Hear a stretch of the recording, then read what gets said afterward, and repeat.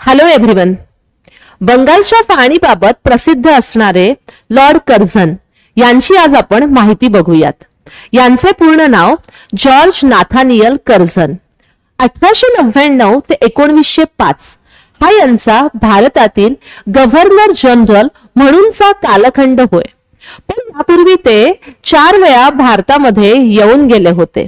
तर यांच्याच काळात झालेल्या काही महत्त्वपूर्ण घटनांबद्दल आता आपण बोलूयात. 1899 साली कलकत्ता कॉर्पोरेशन ऍक्ट संमत करण्यात आला. त्याच प्रकारे 1902 साली पोलीस कमिशनची नियुक्ती झाली. युनिव्हर्सिटी कमिशन देखील 1902 सालीच नियुक्त करण्यात आलं. प्राचीन स्मारक संरक्षण कायदा हा 1904 साली झालेला आहे. त्याच प्रकारे कृषी अनुसंधान संस्था पुसा या ठिकाणी 1905 साली स्थापन झाली. तर अशाच प्रकारची माहिती घेऊन आपण पुन्हा भेटूया. थँक्यू.